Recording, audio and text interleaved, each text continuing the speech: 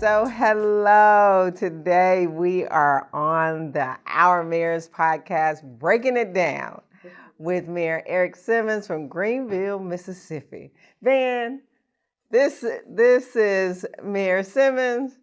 Have you met him before? Because I want everybody to know this is Mayor Van Johnson, the super mayor from Savannah, Georgia. So we're joined today by both of you guys. Well, it's a pleasure, and then being with Mayor Simmons, everybody knows. Mayor Simmons is well known in Mayor World. I call it Mayor World.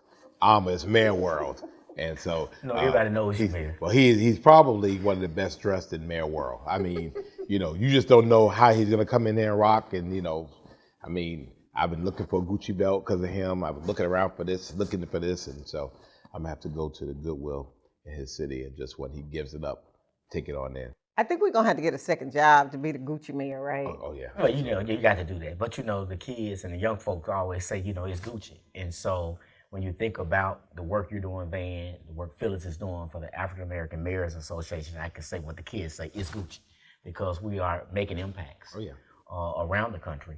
But more importantly, we're impacting the lives of the folks that we represent day in and day out. And so for those people who either didn't grow up in a rural community or just not familiar with some of the challenges going on, tell us really, are the challenges different in rural communities than urban communities, or just they're inflated? Tell us about the challenges you see every day. So we see the same challenges, and you always have this talk about urban and rural, but what really we see on the rural level is education, infrastructure, workforce development are those same challenges that you will see in a big city, in a small city. The critical piece is, how do you bring partners to the table, fraternize, fellowship with organizations like African American Mayors Association to look at best practices that's happening in Savannah, look at best practices that happen in New Orleans, or talking to Mayor Adams yesterday in New York, to put those practices into play to make sure that we're coming on the better end of the stick with these challenges. For our listening audience, yes, sir. Let's go a little bit more elementary. Okay. We hear the term rural. What does rural really mean? When we say rural, what should we be thinking about? So for me, rural in the Mississippi Delta, you got cotton fields, you got farm-raised catfish ponds, you got an area that is surrounded by land, and our Greenville has a population of 30,000 folks. But it's the largest city in the Mississippi Delta. Our congressman is Congressman G. Thompson. Everything around me has populations 200, 300, 400. That's really rural. Wow. We have the hospital and the mall where folks come to Greenville, Mississippi. Right. And so some folks, one mayor in a town, Drew, Mayor Melanie Towns, African American mayor, before I got here yesterday, sent a message out that she's getting a Dollar General. And that's the big announcement. Wow. For Drew population less than 400. So when people come to town, so in that case, when people are coming to town, they're coming to you. They're coming to us. Right. They're coming to us. Or if you got to buy groceries in Drew, Mississippi, you're going to the Dollar General. Right. If you got to drive 40 minutes to come to a Kroger or a Walmart in rural America, in Greenville, Mississippi. We're blessed to have those things, but compared to New York or New Orleans or St. Louis or Memphis, we're rural. But the job of a mayor is the same no matter where you are. You're responsible for everything, and it's always your fault if it's going bad. Absolutely. And it's always somebody else's praise if it's going good. That's right. And so speak a little bit to that. Well, it's a joy and a challenge. When you're walking into Walmart, when you're going to church, if you got a light bulb out, it's the mayor's fault. If there's a pothole, it's the mayor's fault. If there's no drinking water, it's the mayor's fault.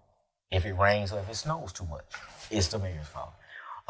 And we welcome those challenges, because I think the brighter side of the tunnel is seeing a challenge or a crisis and how to manage that challenge or a crisis to see how you can make someone's life better. And so when the light bulb is out, I can contact Energy and know the customer service guy to say, can we get this street light on? When an elderly lady needs food, we're partnering with our state and our pantries to make sure we deliver food to people who are in need of food. So when you drop that food box off by working with our public works and our fire department, Just like for Christmas, it got pretty cold. Our fire department just did soups and crackers, and we just put it out there. Anybody that needed soup and crackers, we went and dropped off at their homes. So you're just trying to find what the critical needs of your folks are and how to solve those needs. I always say mayors are in the service industry because that's what we do day in, day out. A life lived in service to others is a life worth living. You do it every day. Phyllis, in leading all these mayors, she does it. And we do it in Greenwood, in Mississippi as well, because we run and live that life in service to the folks that we represent day in and day out. You mentioned Congressman Benny Thompson. So good things come out of Mississippi. My friend brother. Yeah, KSI, I got to put it out there. There you go. I had to do it. I was sitting here and I was saying to myself, can we get through this entire interview without him saying KSI? That's impossible. It's impossible. But since he did it. You know how y'all crowd us in Seattle, all y'all got together. A quick station break by Alpha Phi Alpha Fraternity Incorporated. That's right. The first of the Divine Nine. Now back to our regularly scheduled program. Yes, sir. There we go. I had to do it because he went there. Look, we were in Seattle, and it was Alpha World. They got with Bruce, and it was Alpha Pitches. I mean, Mayor Mess, everybody was all about the Alphas. And so we got to an event, and I got welcomed by some brothers, and I said, yeah, I see some Kappas in Seattle, too. But, Divine Nine, they all are doing great things for our community. So, but Congressman Thompson is a good brother. Oh, absolutely. I truly feel he is the sentinel of courage and democracy right now. He's a defender of our democracy, leading the January 6th Commission. He's a good brother doing good work for the Mississippi Delta. The Farm Bill is his baby. It's getting ready to come up. I just left a meeting at USDA talking about some of the things that we need to be doing to make sure not only our farmers, but black farmers in the Delta get their fair shake. Congressman Thompson has led that, just not for Mississippi, but for everyone. I term him mostly as America Congressman because he really cares about disadvantaged communities, poor folks, black folks, elderly folks. Right. And he's been truly a great. And so does he call you at the crack of dawn like he calls everybody else? He does, and he expects you to answer. He will chew you out.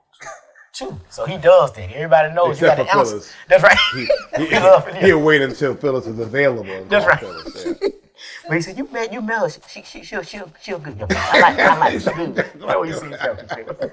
So tell us, what has this brother and sisterhood in AAMA meant for you as a mayor? Is this your first term or second term? It's my second term as mayor, and I'm running for re-election for a third term this year. Touch and agree, right? That's right. Touch and agree. All right. But it has been tremendous to meet the knowledge base, the wealth of intellect, and camaraderie and sisterhood and brotherhood with this organization has been unparalleled. It's just unparalleled to the point where you can sit down and talk to this brother. You can talk to Mayor Cantrell. You can talk to Mayor Jones. You can talk, like yesterday we was talking to Mayor Errick Adams. And what you get is like yesterday at the event, recognizing Mayor Bowser. Myself and Mayor George Flaggs was there, and we sat there and talked to Mayor Adams, and he just got my phone and just started putting his cell number in my phone. You don't get that. Because now I can call a big city mayor and say, Mayor, look, you're dealing with cyber security issues, or you're dealing with how you feed homeless folks. Because we have a homeless problem. As ironically, people, they say rural America doesn't experience homelessness. We have homelessness in Greenville as well. But now I can call that brother, two earrings on the phone talking, by and through this organization about how we can solve and resolve that challenge. And so it's just been wonderful. What I've enjoyed about AAMA is that it is a huge, we were told the event, 270 some odd black mayors, all of them are not AAMA mayors, but it's like a family reunion. And it's really, if you're in the biggest city in the country or the smallest, everybody's mayors, and those titles just kind of drop, and everybody's just, hey, how can I help you? Because nobody in the world understands what you go through in your city except for you. That's right. And so you have all these people now who all understand what it's like to be you. And it's just, It's one thing to be a mayor, it's another thing being a black mayor. Oh, absolutely. Say that So- again. So it's one thing to be a mayor, it's another thing to be a black mayor. So when we get together, like you have that family reunion, you got that uncle or that cousin that's gonna come and tell you how it is. We get that with this organization. But also there's power in numbers. Oh, yeah. And so when we come to DC, or when we go to my community or your community, we're able to speak in numbers about the issues that matter the most to black and brown folks. But my question to you, you're an attorney, Yes, sir. quite accomplished. Yes, sir. You could go to any city you want to and do well. Yet you choose a really rural community. Yes. And I wanted to know about that because, there are people and many people who can go and do bigger, better, and they leave and they never come back. But yet you're back. I wanted a little bit about Our that. calling was to come back. Derek and I, my twin brother, which, I got to go and mention him because he always liked for me to tell this story. We graduated first and second at T.L. Weston High School in Greenville. Who's first? He was. We went to Jackson State. In the College of Business, Dr. Glover, y'all know Dr. Glover was our dean, Okay. who had been the chair at the accounting department at Howard. So we graduated first and second at the College of Business and then got an avenue to come to D.C. and go to Howard.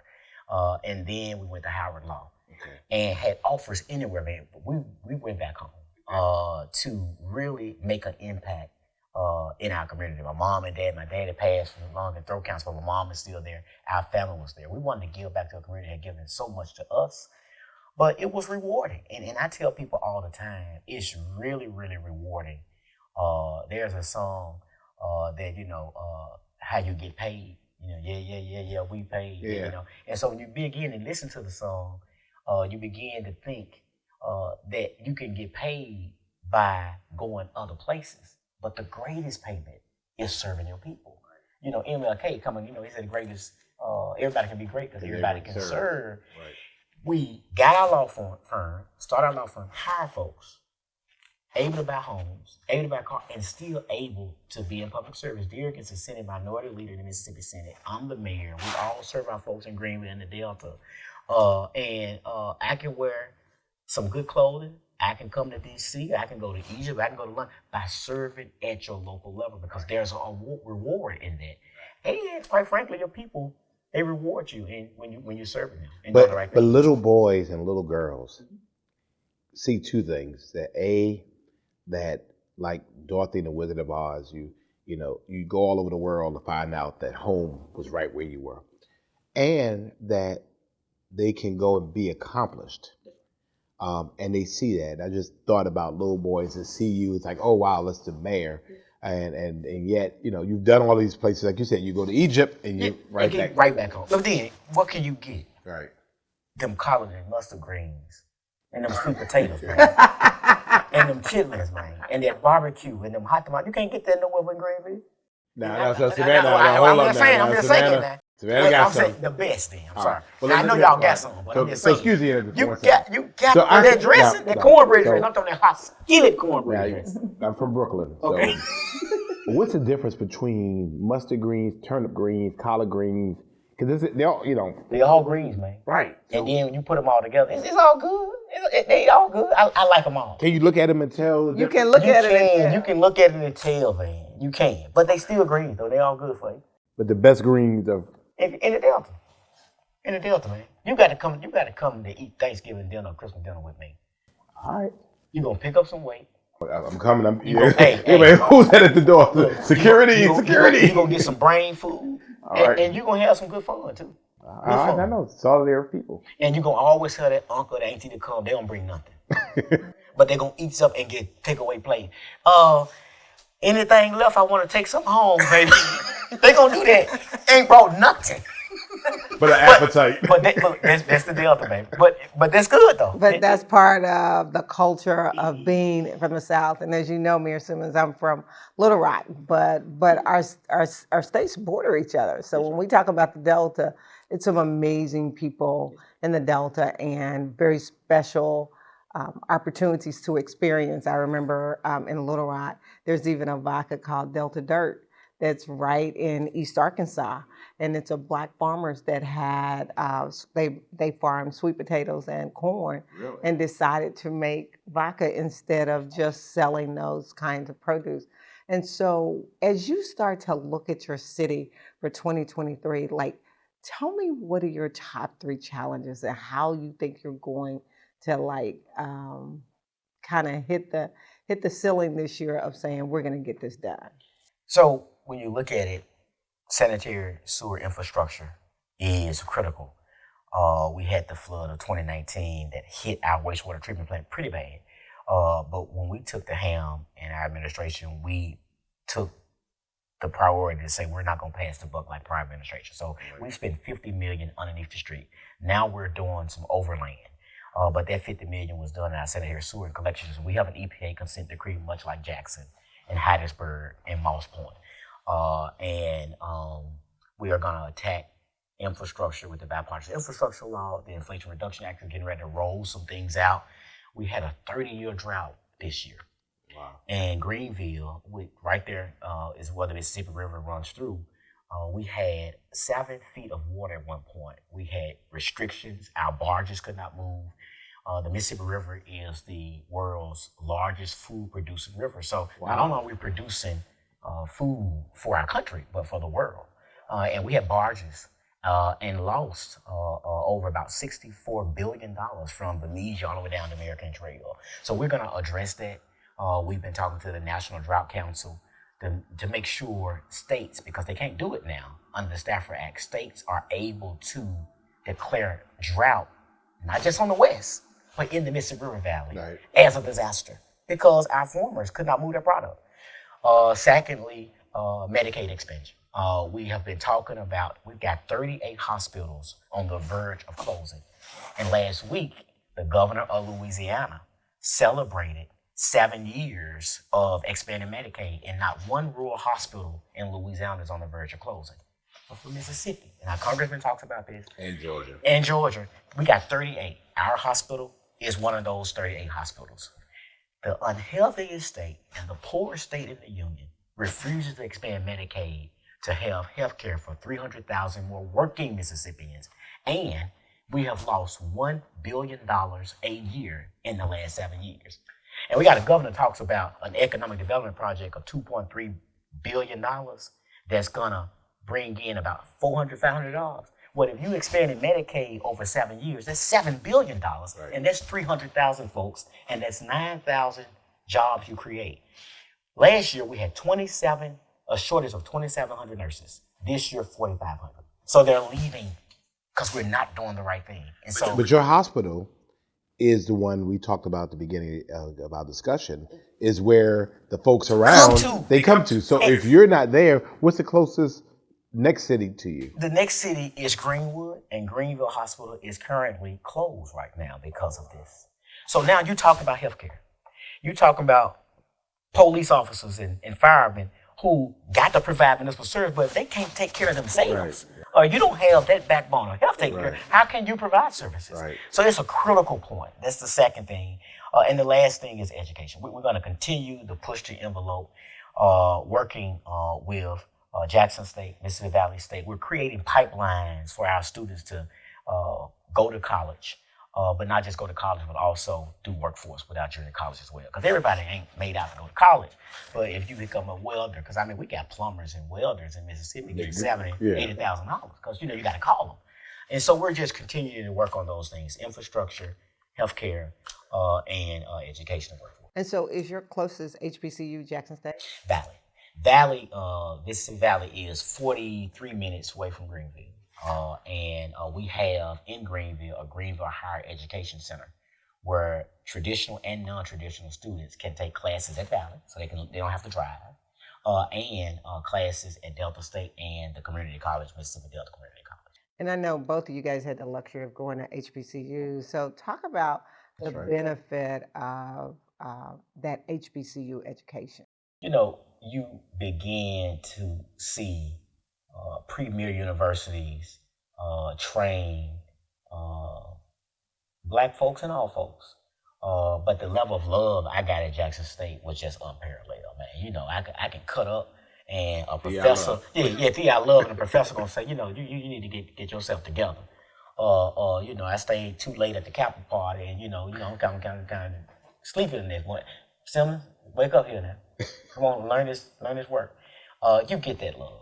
You really get that love. And I talked to a lot of my friends who went to other universities who really didn't get that. That care and that concern for your future to make sure that you did the right thing to benefit your family and your community. I think HBCUs do that all day. They do that day in and day out. And I know you were from Brooklyn. That was your parents dropped you off. They shipped me. They shipped you off. Shipped me down to Savannah State, which is Georgia's oldest public HBCU. People talk about the Morehouses of the Spelman, but Savannah State was the first public one. And like you said, it's nothing. It was people who felt that they had an investment in you. That's right. So I got cussed out by teachers. That's right. You gonna do better. You gonna do better. It's like, and like you said, if you look at me, I would be interested if the 270 some odd African American mayors in the country, how many, have had that experience in HBCUs. And so, it creates an opportunity of saying that, HBCUs also help develop and manufacture Black mayors. We had a paper called, and it's still the Blue and White Flash. And so my brother, Derek, myself, and actually near Avant, Congressman Thompson Long, Chief of Staff, who's my lobbyist now for the city, started a paper, underground paper called What the Flash Won't Tell You. Because in the College of Business, it was hot. And then in the cafeteria, we didn't like the food. So we just did a survey about certain things. And we also had an issue because the IHL board had American civilization and Western civilization as a core requirement. And we argued to the IHL board and Jackson State staff that we should be learning African American history. Why that is not a requirement, we need to be replaced. And they said no. So we started this paper, got a survey around the school. So HBCUs teach you how to be rebellious. The revolution, they teach you the revolution wasn't televised. They teach you that, man. It wasn't televised. And everybody loved those papers. We talked about the teachers. We talked about the man on the ninth floor, the president at the time. That, look, we need some leadership to make sure African American history is a core requirement at HBCUs in Mississippi. Ladies and gentlemen, you heard it here first. Yeah. You have found out who the conspirators were behind what the blue and white won't tell you. Phyllis Dickerson has broke it here. We've told, I'm sure there's a statute of limitations. Right, it is. But, we long gone now. But it was great. HBCUs are great. Yes. So it's been wonderful. So 2 questions. We talked about the Divine Nine. So at the table, I'm a Delta, you're a Kappa, and Van, of course, is an Alpha. So what was your first experience with Greek organizations? Like, were you in high school and you saw somebody step? Like, what was your first touch point? Or the Alpha rush, Alpha spoke wasn't available, so he went to the Kappa. That's right. No, our principal, Samuel E. Felton, was a Kappa. And Arthur Lee Payton, who was an old school Kappa, who was a charter member in Greenville Alumni Chapter, who helped founded the chapter at Alcorn. And so Kappas were around us. We were growing up as young boys in high school. And so we always just took a liking to the Crimson Cream and achievement. And so when we got, and our oldest brother as well went to Jackson State. So it was 3 of us. So Zach played Kappa. And then Derek and I, had that choice. Y'all line brothers? Derek and I, I was number 2, he was number 4. They split us up, saying, no, y'all, they did it just to be what they did, but they broke us up. Are y'all identical? Oh, yes, identical brothers. Wow. Yeah. So. And what does your twin do? Derek is my law partner, but he's also the Mississippi Senate Democratic Minority Leader in the state Senate in Mississippi. When you look at the awesomeness of a city that produced that type of talent, I don't think we really tell our story enough about, again, what we're able to generate, because what ends up happening is people move to the Jacksons of the world, or I think the Atlantas or the New Yorks of the world.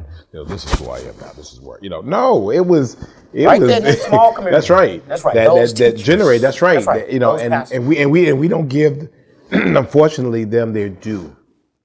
To be able to say, hey, look, all the folks that have helped to produce the Phyllis Dickerson That's right. that she is. I mean, if they only knew what greatness they, It brings another great point about this organization, to be spotlighted, to be on this podcast, right. To go to board meetings.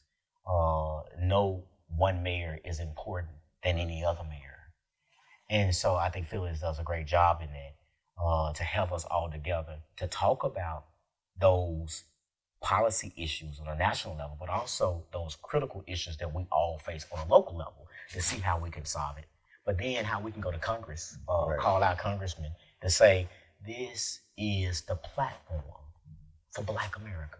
Buy-in through Black mayors. But membership has its privileges. It does. And so, you could be an African-American mayor, and you could be a member of the African-American Mayors Association. That's right. So by our connection and collaboration, we have that force multiplier that other, mayors just may not have access to.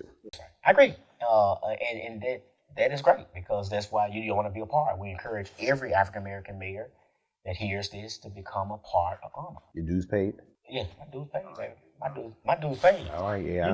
Hey, my check just cleared. Just like them powerful, you got to pay them dues to even go to the meeting. Look, I couldn't sit in the chair until my dues were paid. Dues paid. And then, the social calendar is good as well, because that's when you're able to kind of get somebody's phone, like Mayor Adams did, and say, here's my number, brother, call me. And so I talked to Steve Benjamin, who's a Kappa man. So I just want to let you know. But no, really, it's a great organization. It is. And it's good. So to close this conversation out, I've been asking people, what's your word for the year and why that word? I think the word for the year is service. And the reason is because I know that this organization is great. I know that the mayors in this organization are great. And going back to MLK, Alpha Brother, everyone can be great because everybody can serve. And so I think that word is going to propel us into 2023, our annual meeting that is coming up in April, to continue to serve your local communities, but to continue to lead on a national and global level like this organization is doing. The big four cities. So when you begin to just look at this organization and what we're doing around the country, not for just our local communities, but for Americans and for folks that live in this world, I think we will continue to serve the world. What's your word for this year? I've been thinking about that. And so intentional. Wow. And so I want to be intentional in every aspect of my life. For our career, as it relates to AAMA, just making sure that we not just check boxes, but we push back on ourselves and say, you know what, are we doing it because we're checking a box or because it's the right thing to do, right? And so we're intentional, just like spending our dollars. Now I look at, is it a Black venue? Do we have a Black meeting planner? Do we have a Black photographer? Do we have a Black DJ? Do we have a Black security company? Everywhere where we have the opportunity to have that trickle-down effect of our dollars. Because if I hire that Black security company, then they're going to hire Black security guards, right? Right. So it's that intentionality that I'm looking at. Well, thank you, Mayor Errick Simmons, for representing Greenville today. We have enjoyed our conversation on rural communities and helping us define what a rural community really is. Cuff links, you know how we cuff do. links, You know how we do. Killing the game. Killing the game. These types of mayors you have here at AAMA, Phyllis, killing the game. Then I have to go home and try to figure out how I'm going to dress to kind of at least make sure I can be in a room with him. Then you always dress well. You always represent Savannah. You always represent AAMA. That's what you do. No, man. You come in the room and mess me up, so. You the America's mayor. Yeah, right. So, thank you again, Mayor Simmons and Mayor Johnson for co-hosting with me today. Thank y'all. It's been great.